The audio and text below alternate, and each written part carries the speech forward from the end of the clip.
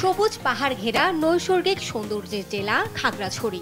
বাহারি ফুলে এখন ছেয়ে গেছে পাহাড়ি মেঠো পথ। সে সবুজ বুকে খাগড়াছড়ি প্রবেশের পর রাস্তার দুপাশে দেখা মিলবে সোনালো ফুলের গাছ। এ যেন পর্যটক ও পথচারীদের স্বাগত জানানোর প্রকৃতির মহা আয়োজন।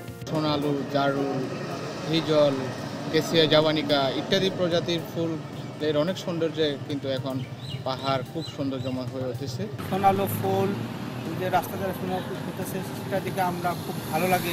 প্রাকৃতির এক অপরূপ সৃষ্টি সোনালো ফুল, আমরা এই প্রাকৃতিক প্রেমে পড়ে আমরা মুগ্ধ।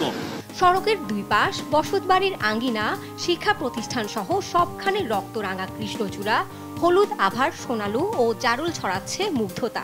এক সময় জেলায় কৃষ্ণচূড়া, সোনালু, কদম, চম্পা সহ ঋতুভেদে নানা ফুল ফুটলেও সড়ক সম্প্রসারণ ও অপরিকল্পিত অবকাঠামো উন্নয়নে কাটা পড়েছে অনেক গাছ।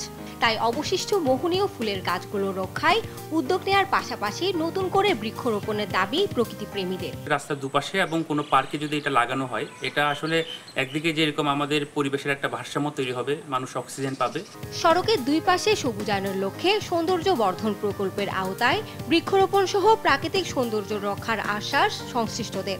নিউজিল্যান্ড সড়ক এবং বটতলিতে শাপলা চত্বর থেকে বটতলি যে রাস্তাটা আছে, এই রাস্তার দুপাশে আমরা কৃষ্ণচূড়া, সোনালু এবং আরো অন্যান্য সমাবর্ধন গাছ আমরা লাগানোর চেষ্টা করতেছি।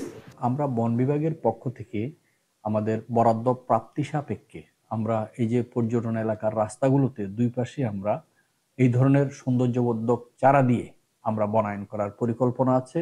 আয়বর্ধক বৃক্ষের প্রতি গুরুত্ব দেয়ায় বিগত এক দশক ধরে সরকারিভাবে কৃষ্ণচূড়া, জারুল ও সোনালী সহ সৌন্দর্য বর্ধন গাছের চারা রোপণ বন্ধ হয়েছে।